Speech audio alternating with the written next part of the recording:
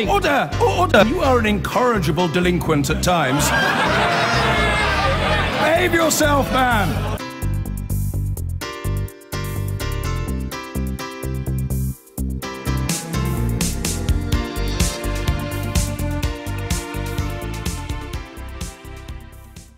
And with us here tonight, the Conservative Chair of the Health Select Committee, Sarah Wollaston, Labour's Shadow Justice Secretary, Richard Bergen, the former leader of UKIP, who stepped down last week and is now available for any ambassadorial post he might be offered, Nigel Farage, the novelist and New Statesman columnist Will Self, and the former Tory MP who left British politics to live in New York, Louise Mensch.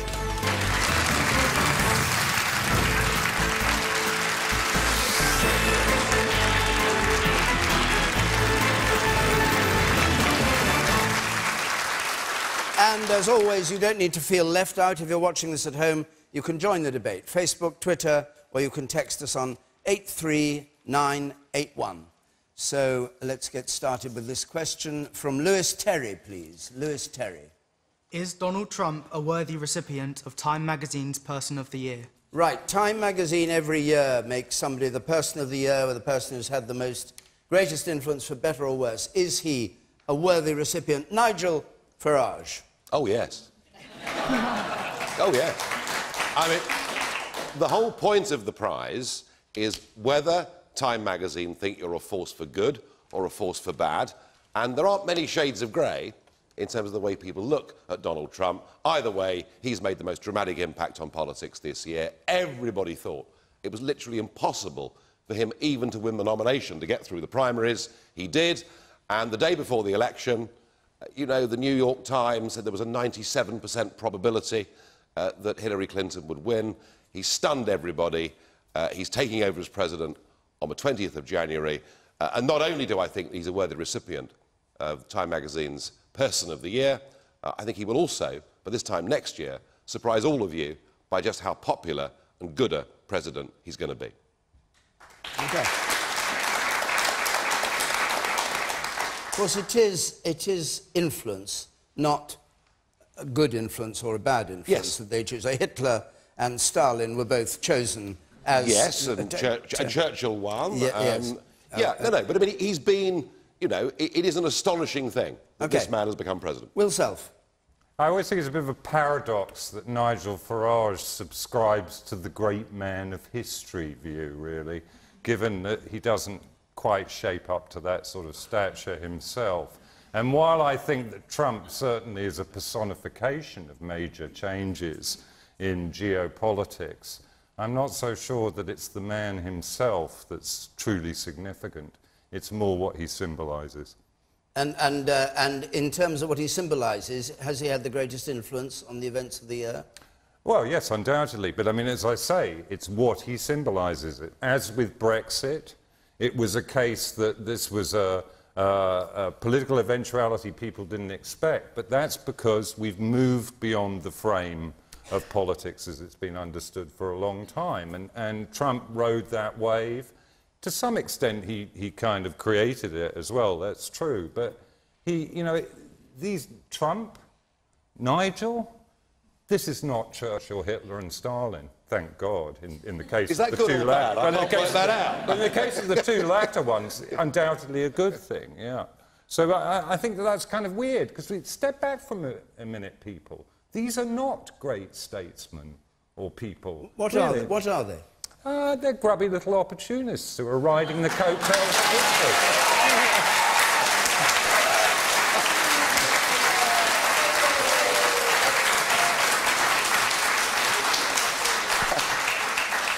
Oh, and deeply principled.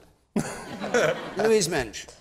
I cannot believe that I am going to open this show by doing this after so many years of vociferously opposing Nigel Farage, but I have to say that he is being a bit too modest here, because he was one of the nominees for Time's Person of the Year, and it was given to Donald Trump, and he very generously didn't mention that when he was commending Trump. I do think it has to be Trump, because nobody else has provided such an earthquake as he has done in our politics. And he is, after all, a commensurate showman. And the line I like, living in America and watching this unfold. Hillary Clinton had an enormous victory in the popular vote, but you can't cry about that. You can't change the rules of the game after it has been played. Donald Trump won the Electoral College, that is it. However, the favourite comment that I had from somebody was they said that all the journalists took Donald Trump literally with what he said, but not seriously, whereas the voters took him seriously, but not literally. They didn't care if this policy or that policy was contradictory or whatever. They didn't care about that. What they cared for was that he stood for anti-political correctness. They were so tired of being trodden on and sat on by the establishment and not listened to, that they said, let's give the showman a chance, and that's what's happened. And I will say that with one exception, I think that Donald Trump is appointing some very, very good people to his cabinet. It may not be, the name may be Mad Dog Mattis, but this guy is a boss, and I am really encouraged by the shape of this cabinet so far. Any views from our audience? Yes, the woman there in the fourth row on the right. Yes. Hasn't Donald Trump legitimised locker room talk about women on an absolutely unacceptable level? He's also legitimised now saying one thing in politics as long as it gets a vote and then doing something completely different. So it's all right to say all of these things if you're a politician. Once you get elected, you can do whatever you want. That's what he's legitimised. Richard Bergen, what do you think of that?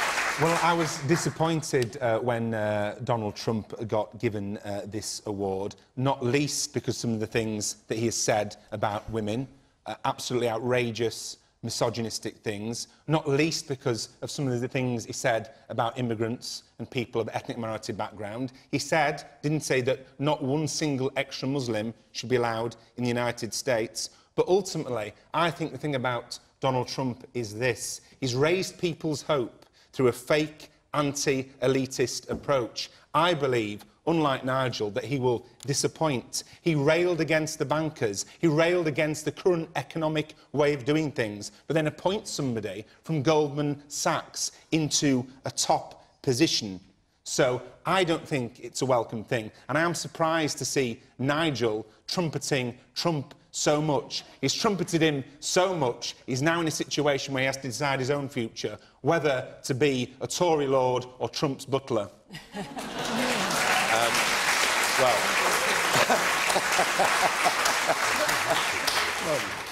Is that the choice you face? No, I don't think it is. No, I mean, the thing is, I do know Trump. I did support Trump in the campaign. I spoke with him on a platform. I completely accept, that he says things that shock everybody.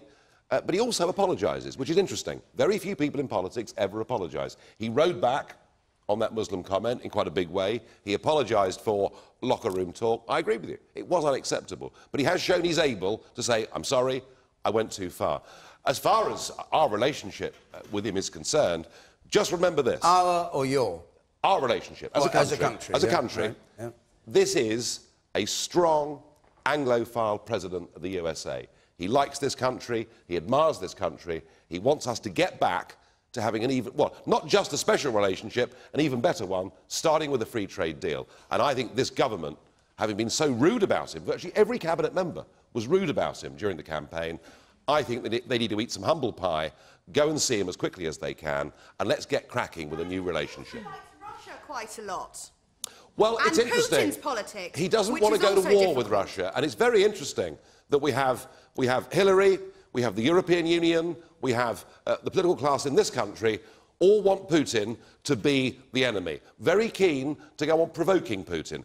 I wouldn't want to live in Putin's Russia any more than you would, but I do think Trump's idea, he'll get on a plane, well, his plane, of course, and he will go to Moscow and sit down and talk with people. That is a much better way to deal with international affairs than to provoke Russia by trying to get the Ukraine to join the EU and NATO. All right. We've made, I think we've made some very bad mistakes Nigel, here. thank you very much. Sarah Wollaston, I want to bring you in.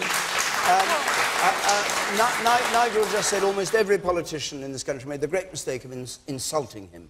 You agree with that? Well, I was one of the people that felt that if you are going to exclude all Muslims from this country, from the States, why should he be allowed a free pass here? And I'm glad he apologised for that. Did he apologise for stereotyping all Mexicans as rapists, for example? I think some of his divisive, nasty politics, it's really depressing. And isn't it terrible that we're starting from such a low baseline that what we're hoping for is that he doesn't carry out any of his promises? OK. And you, sir? Yes? Just bringing it back to this about the locker room talk and everything like that. Yes, Trump has said one thing and he's done another. Politicians have been doing this for hundreds of years. They always will. The difference with Trump is that he's honest about it, and like Nigel just said, he apologises when he gets it wrong. OK, and you, sir, and then we're going to go on because we can't... Yes, yes, you, sir. Don't the extreme results and characters that we've seen this year reflect a lack of ability of mainstream politics to provide a moderate response to genuine concerns of many people? Will Self, do you agree with that? Well, I think things are changing very, very fundamentally. And yes, I think that in a way our politics hasn't been responsive enough to the popular will in the past. There's no question about that. But whether the solution to that is to start electing people who have the views that Trump has, I'm not quite so sure that that's the case. Right. And you in the front here. I personally feel that everyone in the world now is getting so disillusioned by what's going on. Everyone needs some sort of change. And I think the people like Trump and yourself and all that have stirred it up, if that's the wrong word to use, because everyone is so confused about what's going on in the world, you know, with Brexit and what's happening in, you know, China and Japan and all those sort of places. And I just think we need to have someone that's there to sort of kind of be a central point to sort of try and... OK. Out. Yes, Sarah. But there are other voices. This year we heard someone say that we have far more in common with each other than that which divides us, and that person was Jo Cox, and frankly she should have been Person of the Year. OK, well, 10 minutes on Trump is enough, I think, for tonight. We're just a word, we're going to be back after Christmas with Question Time in Solihull and Peterborough, or Solihull if you prefer it. And if you'd like to join the audience, the address is there. I'll give it again at the end, so just make a note if you want it. And let's go on to the other topic of the year, Oscar Huxley. Do you think a deal for Brexit could realistically be achieved in 2 years? Can the deal be achieved in 2 years, which is what the leaders of the negotiations in Europe are saying it has to be? Is it too complicated? Richard Bergen. Well, in order to get a deal in the first place, what we need is a plan. And that's why I was so pleased that yesterday, in Parliament, Labour MPs forced the agenda so that at long last, Theresa May has agreed to put a plan before the British people, and that's really, really important. It's taken a long time, but they're going to publish a plan before the 31st of March. Of course it's complicated. A binary choice was given in the EU referendum. 48% of people, of course, voted to remain.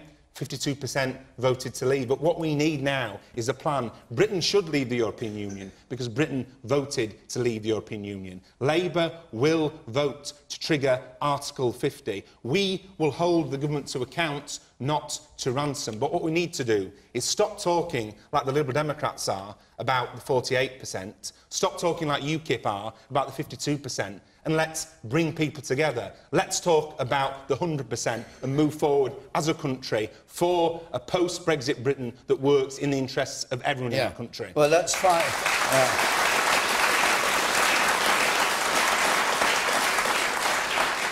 That's fine words, but can you get that by October 2018, in your view, in a way that you want, when the House of Commons may well be divided over what is negotiated? Well, it is possible, but nothing in politics and nothing in economics is certain. Of course it's going to be complex, but what we need is a situation where a blank cheque isn't given to Theresa May, an unelected Prime Minister, to do what she wishes.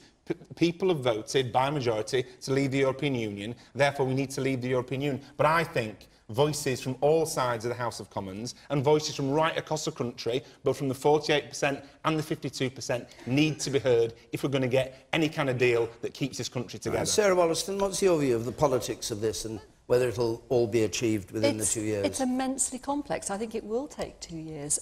But there are things that we need to get on with straight away. We need to get on with sorting out the status of EU nationals living in the UK already and British nationals living in Europe. And I hope that that will be the first priority. But also, we've got to keep the tone friendly. I think that having a belligerent tone against our European partners isn't helpful. And we need to keep the tone right and positive, because it's in all of our interests for this to be a friendly separation. We want to be good neighbours. But do you think that Conservative and Labour will come together to agree what's on offer, or is there... Well, I'm an optimist. 2 years from now, we're going to be divided on it. I'm an optimist that people will see on both sides of the channel and across political parties that this is too serious for it to become a divisive issue, and we must work together in the national interest. All right. Well, Nigel Farage, do things that are too serious not become divisive? I mean, 6 months have nearly gone by since the referendum. We've wasted all this time already. You know, had the Prime Minister shown real leadership, triggered Article 50, we wouldn't be going through court cases. We'd actually be getting on with the process. And my concern is that we trigger Article 50 in March. That's what the House of Commons agreed to do. And if we spend 2 years negotiating this, that'll be another net £20 billion we paid away. It'll be another, at current rates, at least 500,000 people who come to settle in this country, net. But more crucially, it'll be lost opportunities. I talked about America earlier. There are 24 countries since we left the EU that have come to us and said, we want to have a trade deal with the United Kingdom. It's very difficult for us to do any of that whilst we're going through this process. So I would say this, if we wanted to, we could leave in 2 weeks. If we wanted to. We could just say, that's it, we're leaving, we'll trade with you on WTO rules. The reason it's going to take a long time is because my impression is that this government and most people in Parliament want us to stay in the single market. And I think we're going to finish up in the spring of 19, effectively with a Norwegian-type deal, which is not what the people of this country voted for. But that, I think, is where it's going to go. Hello, I'm Norman Tibbett. I want to tell you very briefly about the introduction you're going to see to a most extraordinarily interesting film, The Norway Option, which shows how Norway has conducted a successful relationship outside the European Union, but close to it. The film compares Britain with Norway, a country which twice voted against membership nearly 20 years ago. The people of Norway decided not to join the European Union. I'm going to talk to some people and find out how they've got on. Watch The Norway Option and you can see that Britain really does have a better future. I mean, after all, Norway sells 75% of her overseas goods to countries that are members of the European Union without being a full member of it. Funny you should mention Norway. I was just about to cite the Norwegian example of a good reason for staying in. The Norwegians all say, if you go to Norway, that they get all the disadvantages and none of the advantages. It's one of the clever arguments that gets put out. Well, no, this is what Norwegians say themselves. Well, that's what some Norwegians say. Yes, the Norwegians, buying and selling from a single market, have to comply with legislation over which they haven't had a say. But, you know, the Norwegians have no ties in terms of foreign policy with the European Union. They have no ties in terms of their fishing industry, where they have a 200-mile limit. They are opted out and exempted from all the things that really make the British mad. Countries such as Norway and Switzerland have thrived outside of the European Union, but still have strong trading links with the EU member countries. Should the UK follow suit? Should we follow the example of Norway and Switzerland, have strong trading links and thrive outside the European Union? OK, well, we'll bring in Nigel Farage on that, and then I'll come to some other speakers. Nigel Farage. Well, I have to say that everybody from David Cameron to half this panel say, wouldn't it be terrible if we were like Norway and Switzerland? Really? They're rich, they're happy, they're self-governing. We're told Britain's not big enough. She couldn't possibly survive on her own and make her own trade deals. And people say, well, actually, Norway, Iceland and Switzerland do pretty well. Oh, yeah, but they're ghastly little countries. I mean, this disparagement of these countries is extraordinary. Look, Norway, let's just sort of get a couple of things here right, shall we? You know, the Prime Minister saying how ghastly Norway is. They're rich. They top the world's happiness index. They're allowed to catch their own fish. They And they've made their own trade relationship with Europe, which suits them. But they have to pay the... He would say they'd have to pay the cash and have none of the decision-making power. Well, that is straightforward untrue, because actually they don't pay their money to Brussels, they pay their money directly to some of the poorer emerging southern and eastern European countries. And do you know why they do it? They choose to do it, and perhaps because they're a lot richer than us, they're able to do it. So that's not true. We're told Norway doesn't have a seat at the top table. Oh, yes, it does. Norway sits at the World Trade Organization. We don't. Britain doesn't. We're represented by somebody who's there from the European Union. We're told that Norway has to accept all the rules. Oh, no, they don't. Oh, no, they don't. When the Postal Services Directive came out, you know, the one that effectively closed hundreds of post offices all over Britain, the Norwegians said, no, we're vetoing it. So the Norwegians retain the right of veto. So, Nigel Farage, when you said, as you did, a 52-48 result would be unfinished business... I didn't for me, no. I said within the Conservative Party, it would be unfinished business. What was clear... Sorry, no, my question isn't... My question is, right, maybe you did or didn't say that, but the question is whether, if that's so, what you're saying now, which is that it's going to be a Norwegian-style deal, which is not what we wanted, what's going to happen then? Well, I think that if we don't get our fishing waters back, we don't get our passports back, we don't get away from the European Court of Justice having the ability to rule on our businesses, our industries, and if we don't get back the ability to make our own trade deals, then I think the 2020 general election could well be a very big replay of this referendum, because I think the one thing I do know, and yes, of course, there were all sorts of things said on both sides of the argument. The temperature got raised to a level we've never seen in this country. What I do know is the 17.5 million people that voted for it, despite being told we'd fall off a cliff and terrible things would happen to us, they voted for it because they meant it. And I think they are not going to change their mind on this. So I hope that the local MP here gives us some real leadership, because frankly, in the first few months, we've had precious little. And if she tells us clearly that we're not just leaving the European Union, we're leaving the single market, because that's what people voted for, I would then be very reassured, and the next general election would be more or less business as usual. Right. But that's not where I think it's going. All right. I said we were in Maidenhead, which is, of course, Theresa May's constituency. Will Self. Yeah, I think Nigel's analysis is probably right, actually. The Cabinet's clearly divided. Yeah. There isn't an agreement on whether to go for a hard or a soft Brexit. I think what people voted for was a variety of things who voted for Brexit, and they voted because they felt their livelihoods under threat, they felt in some sense that they were losing a kind of control in their communities.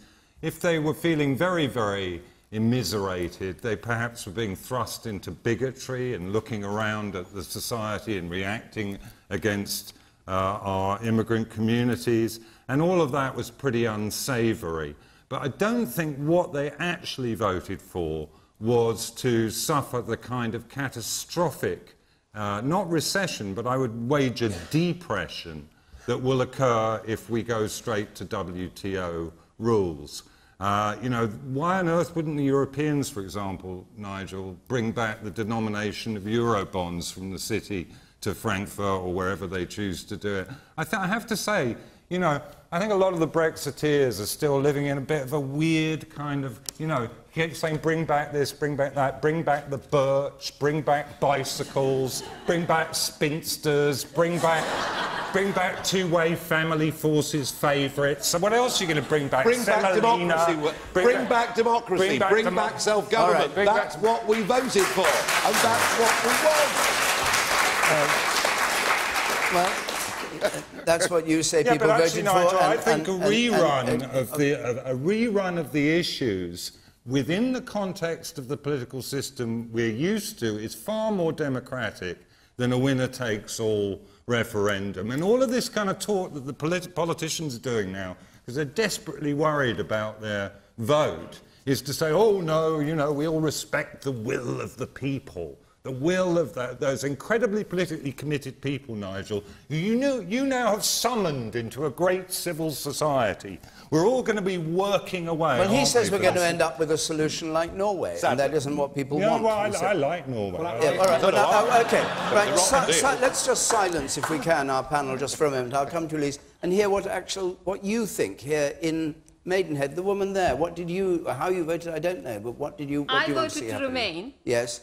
But I feel that people were misled by politicians, saying 350 million we're paying to Europe will go to NHS. The same politicians changed their mind next day, saying that, oh no, we haven't got any money now. What do you want to see happen now? Sorry? What do you want to see happen now? Well, we have to trade with Europe. We'll still be paying money to Europe to trade with them. Why? If we want to do business with them. All right, let's go to some other people. The woman there in blue, purple, is it there? I think the Westminster cartel are a bit slow to realise that politics are being done differently now. And I think the basic problem that we've got at the moment is that we've got a parliament that doesn't really represent the people. And what do you mean by done differently? I think it's the grassroots that put Trump where he is, the grassroots that put Jeremy Corbyn where he is, the grassroots that caused Brexit to happen. And I think they're still living in a world where they haven't realised that with the advent of the internet and the ability of people to be able to communicate with each other a lot more, that politics is being done differently. Louise Mensch, I'll come to you. Louise Mensch. I think there's a lot to what that lady just said, actually. And one of the things that annoys me watching from afar is the sort of mystic Meg that goes on, well, we voted for this and we voted for that, and people really think this and they really think that. I think the only thing you can take from it is the question that was on the ballot paper. And what won on the ballot paper was, should we leave the European Union? And the answer was yes. Beyond that, there was no detail. It wasn't on the ballot paper. If people had required all the detail in advance, presumably, they would have voted no. So somebody has to do those negotiations, and I don't agree with Nigel. I think that here in Maidenhead, Theresa will go into Europe and she will swing her handbag pretty hard. There was a study out recently that said optimistic women live longer.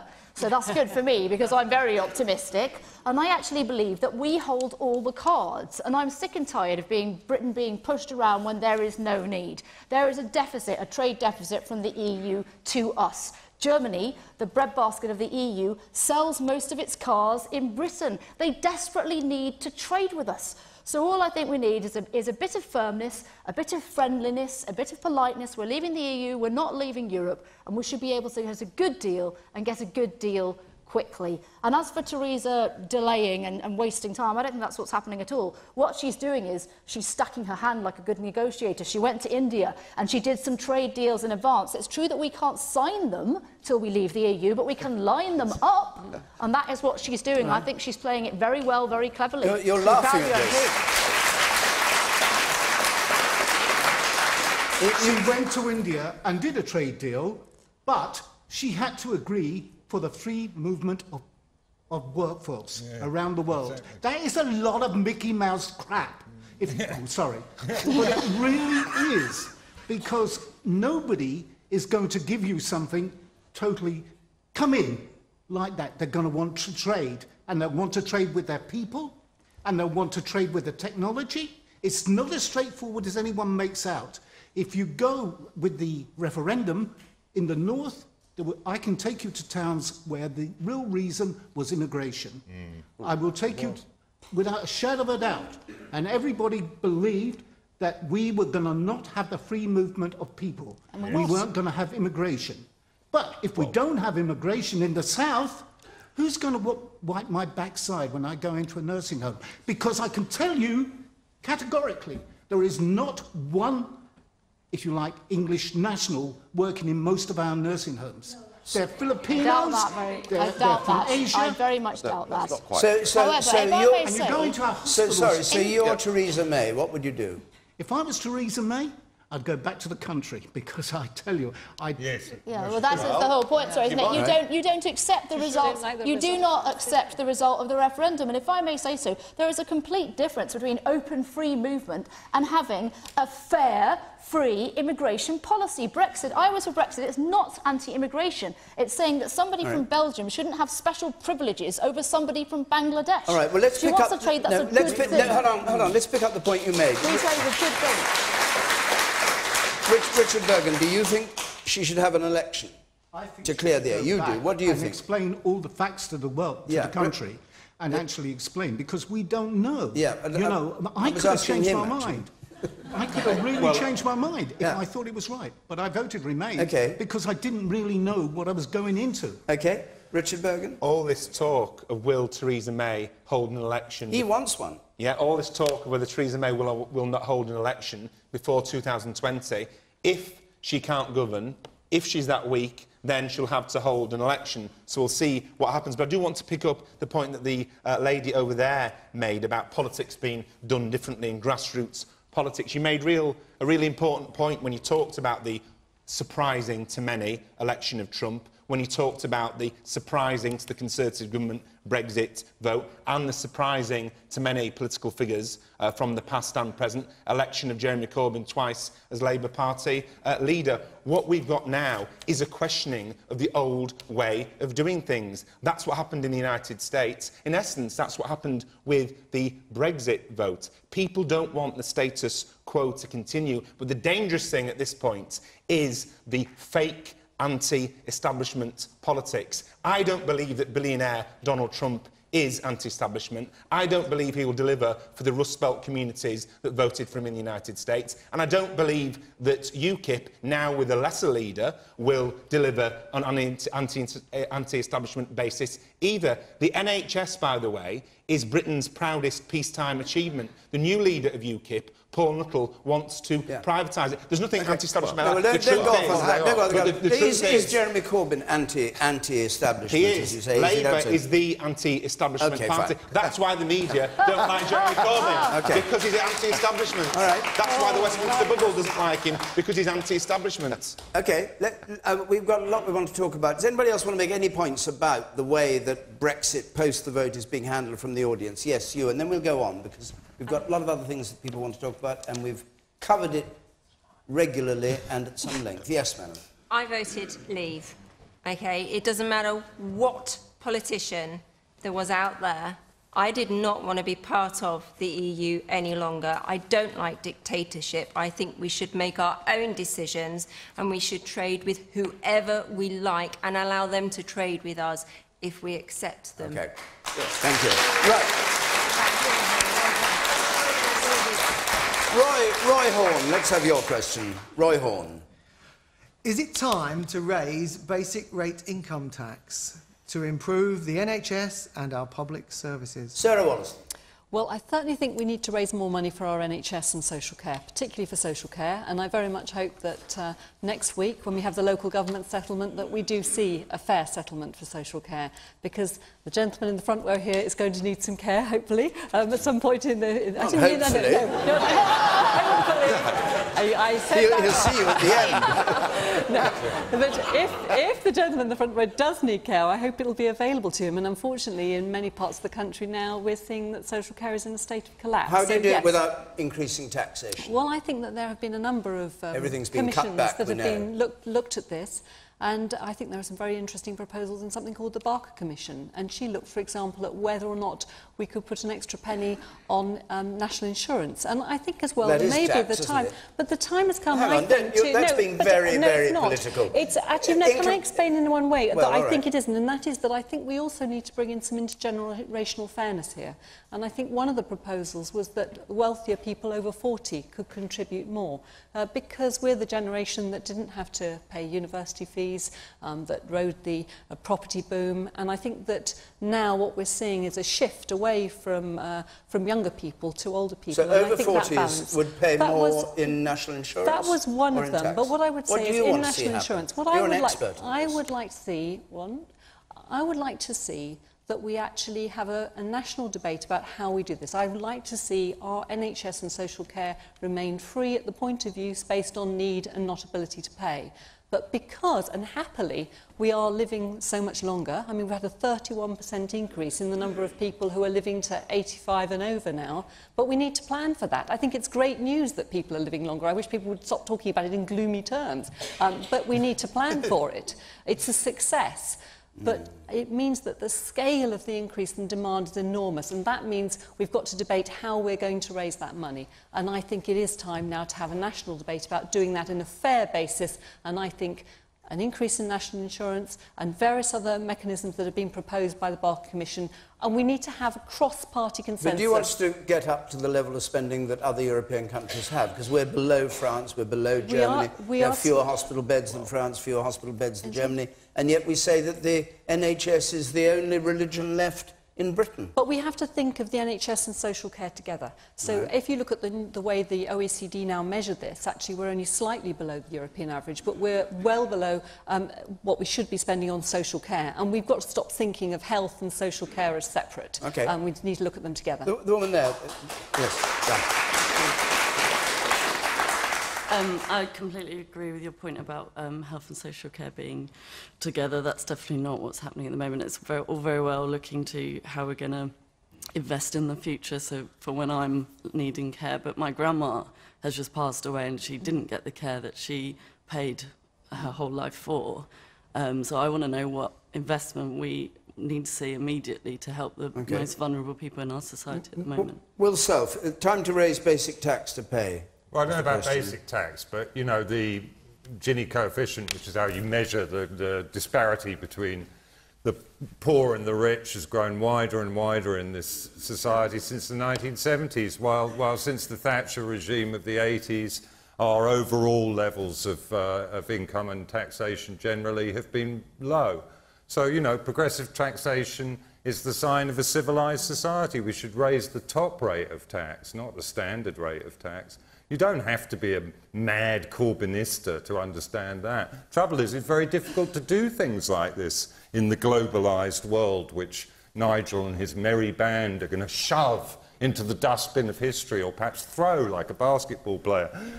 Because you can't, you know, you mess around with taxation rates, money sucks its way out of the city. You know, national governments have difficulty. You ask for a national debate on it. You'd be better off asking for an international debate on taxation, frankly. Nigel Farage. It doesn't work like that, Roy. You know, just because you pay tuppence extra on whether it's the low rate of tax or 10pence on the top rate of tax does not mean that money will go directly to the National Health Service or social care. The way it works is the money goes into the middle, it comes out, and at the minute, we still have a gap of between 70 and 80 billion pounds every year. That's remarkable. One of the most uncommented things in British politics over the last few years is that in the 5 years of the Conservative Liberal Democrat coalition, our national debt, that's the thing we've been building up ever since we fought Napoleon, our national debt doubled in those 5 years. So are there things we can do? Well, we could cut taxes, we could cut corporation taxes and get a lot more companies relocating here. It sounds today like McDonald's may well be relocating to this country. So things we can do. Great jobs. Well, do you want jobs them, for everybody. Do you want them paying Big Mac. Do you want them paying their corporate taxes in Switzerland, in Luxembourg, in Dublin, or in this country? And the answer is, let's get those big firms paying taxes. That's been the whole here. policy we've followed for years, and that's why we people got seriously poor and voted for you, weirdly. Well, we haven't done that. We haven't done that. We haven't done that. We ceded tax sovereignty, and we allowed big corporations to pay tax in Ireland or Luxembourg, and what we ought to be doing is being competitive. But honestly, the real answer to the question is that I don't think anyone knows how to deal with this. You know, Blair back in '97 thought, you know, think the unthinkable about pensions, about health provision.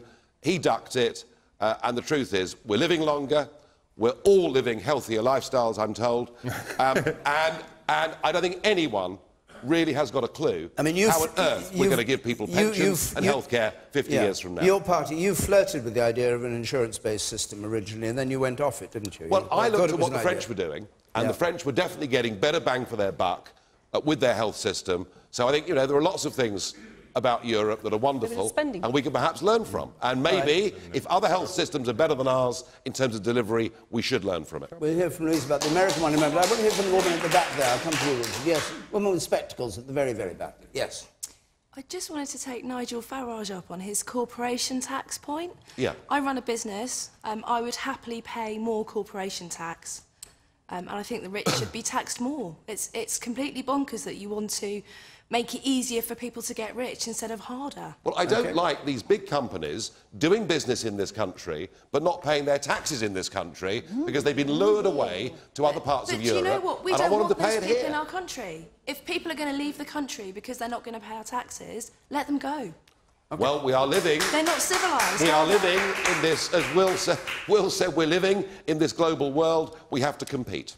Simple as that. I want to go to the hand there with spectacles attached, I think. Yes.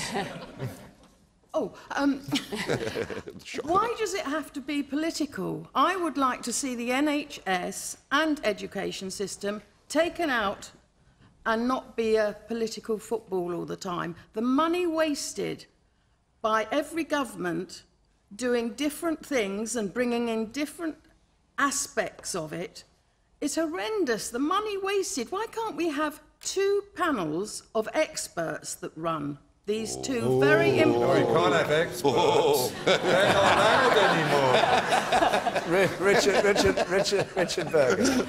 I think it's really important that people have raised this issue. I'd like to congratulate the woman at the back who runs her own business for saying what a lot of people think, but a lot of people think that no one else agrees with, that some business people realise that it was wrong for the Conservative government to cut corporation tax. It's not good for our NHS. Corporation tax in the United States even is much higher. It's not good for our public services. And in the long run, it's not good for the economy in which our businesses operate. We've also got to look at the facts, not just at what the tax rates are at the top and elsewhere, but also the fact of, are we collecting the tax? There have been cuts to tax collection in terms of the staff in charge of dealing with tax avoidance and tax evasion, and with the super rich. I'm not even on about MPs, I'm on about the super rich. There is tax avoidance and tax evasion on an industrial scale, and we need determination to tackle that. It's the most unpatriotic thing,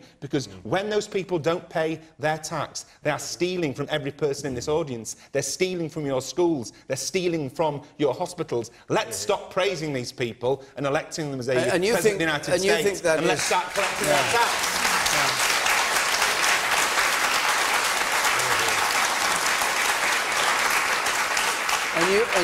And you think that would fill the gap?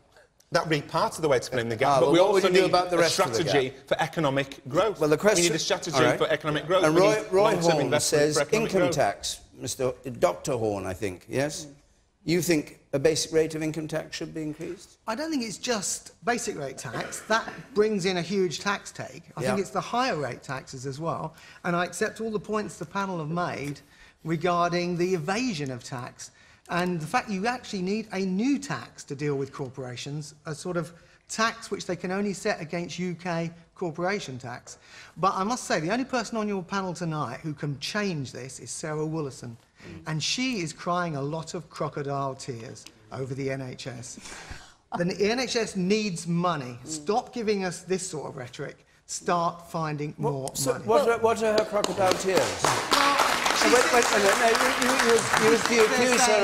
You accuse her of hypocrisy by saying she's... I do. She will sit there and tell us how difficult it is for the NHS to be run and how many people need to be treated. We know the demand of this equation. The Tories, Sarah Wollaston is in that group, are not providing the cash to meet that demand. All right, Sarah, it's as simple as that. Well, I mean, I will answer your point, because it is something, because I chair the Health Committee, and this is something that we have looked at. We're there to hold the government to account, and I agree with you that we're not putting enough in, and that I think we have increased the amount of spending on the total health spend by 4.5. Well, I think, sir, I think where you misunderstand, sir, is that I'm not the government, that there is another part of Parliament which holds government to account, and that is the Select Committee system, and these are cross-party committees which are there to scrutinise what the government is doing and actually to hold them to account, to ask the questions that you're asking.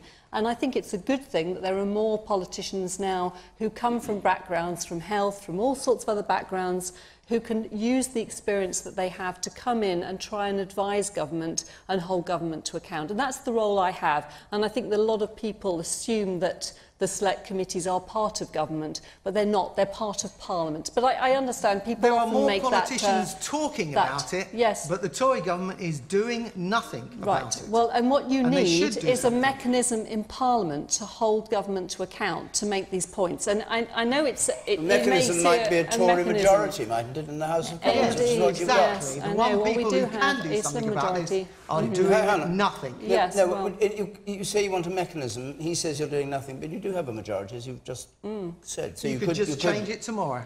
Well, indeed. And so my role in Parliament, as I say, is to hold the government to account and say, I think there is more that we could be doing to make our NHS and social care work better, and to suggest mechanisms by which they could do that. All right, then pause that. Yeah. Louise, okay, Doctor, Louise Mensch. No, hold on. Sir, All right, Louise. I want to start Louise off. Mensch. I want to start off by apologising to Sarah Wollaston. During the Brexit referendum, I said that for narrow political gain, she had changed her vote, and I am sorry, Sarah, that I said that, because I was completely wrong. You are one of the best MPs that we have seen in a long time, and this is a doctor who served the public all her life as a GP, working in rape crisis centres before she was elected in an open primary and came into politics. And when I hear this level of cynicism, I do get slightly annoyed, because when people are doing their best to stand up for the public and are just treated like random liars, that is wrong. Let me say, though, to the question that was asked in terms of should we raise tax on basic ratepayers? Should we raise it on corporations? Should we raise it on the super rich? Let's just have a big tax party and raise the tax on everybody. I don't think that there is this perfect balance between throwing money at the NHS in the state that it is in and receiving the best care. The question shouldn't be how can we spend more money on the NHS. The question should be how can we get the best possible care across disciplines for people that is free at the point of use. How can we get the best possible NHS? And the answer isn't just to raise taxes. That makes our economy worse. Socialism has never succeeded anywhere in the world that it has been tried. Capitalism is what makes these things grow. And we saw in DFID, the Department for International Development, they had some openness. They published where the money went. And journalists, people were able to look at it and see all the waste, all the consultants, all the corruption, all the stuff that's not going to the front line. I'd like to see some openness in what's spent in the NHS and see if we can improve our NHS for everybody in this country without just throwing money at it. And that's the answer. Thank you. I've come to one or two... Yes, woman up there. I'll come to you in a second, Richard. I'm glad that you mentioned DFID, actually, because what I think would be important is not to look at increasing taxation, but looking at where our budgets are at the moment, and perhaps looking at reducing foreign aid for this reason, that a lot of the illegal immigrants in this country are using resources. And we discussed last week that you can't turn away from hospitals and you can't turn away from schools. So why can we not treat these people, give them all the resources that people who are legally here are entitled to, but get reimbursement from the foreign aid budget? So to shuffle the budgets that we have rather than increase So use the taxation. DFID budget for people who have arrived here as immigrants? When they're illegal immigrants here and we can't turn them away, they're effectively foreigners in this country. So treat them with the same budget that the foreign aid would have given them in their countries. All right. What do you think of that? I'll come to you. What do you think of that particular proposal? Well, I do want to make the point, by the way, that our NHS is kept running by migrants who work in our NHS, and we do need to look at increasing training, so we're training more doctors, so we're training more nurses. But on the point that Louise on the point raised... she was making, can you just do that one? You heard her point. I was talking about the budget, how you pay for it, how you get money, and it's not so much from increasing taxation, but looking at where our national budget is spent. We have a huge foreign aid budget, which is actually quite a lot more than other countries, and where we're looking after the interests of illegal immigrants who shouldn't really be here, but we don't want to turn them away from our hospitals and our schools and our housing and indeed our prisons, and invoice that back to the foreign aid budget and get it back in. The reason for the crisis in our NHS is not the amount of money that the Conservative government spends on foreign aid. And what I would say is that I do agree that the NHS should be properly funded, but it's not only proper funding that will solve the problem. I think we have in Jeremy Hunt, a health secretary that is failing. Guess what? With the exception of Sarah, none of us have been a doctor. I think that Jeremy Hunt shouldn't be looking for politicians just to give the answers on the NHS. Perhaps he should listen to the professionals who work in the NHS rather than picking fights with them. But on the final point, Louise says that socialism has never worked. Socialism has worked. So the NHS is a pocket of socialism in our country, set up by a Labour government, which ensures that we don't have a situation like we do in the United States, where people feel for your wallet before they feel for your pulse. I'm very proud of that, and so should we all be. I want to take... I'll take just one more point from the woman in green there, and then I must move on, I'm afraid. Hi there. I just wanted to say that although we can put more money into the NHS, for sure, from tax, but actually, how are we going to ensure that that money is spent wisely? There's so much bureaucracy going on, and it's not necessarily going into the services that it needs to. So, for example, there's a report that came out last week which showed that suicide is the main cause of death of new mums. Yeah. That's something that in perinatal mental health, you know, we are not saving women who have just had babies. Hold on. Just start again. Start again. I had postnatal illness for 13 years. All right. No help. No help. Okay, and I'll take one more point. You say in the checked shirt then, yes, and then we must... I do work in the NHS. Yes, what as? I'm a manager. Yeah. Bureaucrat. It's the only organisation I've worked in where everybody I've come across is genuinely focused on delivering the objective of that organisation. I've served in the army, and that was mostly the case in the army, but not universally. In the NHS it is. And with 98% of trust in deficit, or I forget the exact number, that's not simply a question of bad management. There is not enough money, and I spend all of my days trying to work out how we can deliver the care that we need to deliver with what diminishing amounts of money we have. We need more money. And how...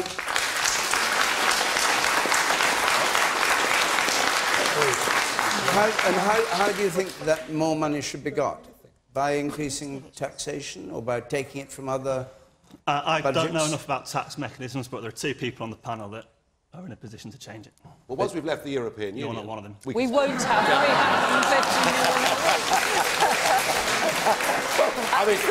A new hospital every week wouldn't be a bad start, would it? So let's get on with Article 50, and then we can build more hospitals. But do you, Nigel Farage, were you a supporter of the 350 million? No, I certainly thing? wasn't. It was stupid. They should have put 200 million a week, which would have been factually absolutely correct and big enough to persuade people there were big savings to be made. Why did the people wanting Brexit exaggerate? They didn't need to. Why did they? Oh, don't ask me. The inside the mind of Tory politicians, I don't quite get it. But it was a big mistake. As I say, whether it was 350 or 200 was irrelevant, really. It was to say to people, we'll make big savings. But it was a mistake, yes. OK.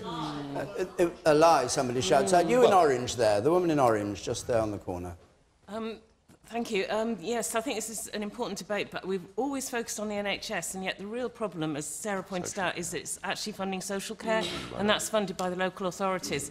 And until we actually accept that, we're always going to have pressure on our NHS because it's shifting what should be something that could be managed quite effectively and quite locally into a very, very expensive centres, putting real cost pressures on those centres. So we really do have to get the balance right and start. And do you think we expect too much social care to be provided, not enough to be provided by families and individuals for their families? I think that's an interesting point, because I think most people think the NHS was there to provide care, but increasingly care has been shifted out of the NHS into families, into social care, into care homes, and not being provided directly by the NHS. And I think that is a balance that we need to look at and understand a bit better. OK, and you say in pink here.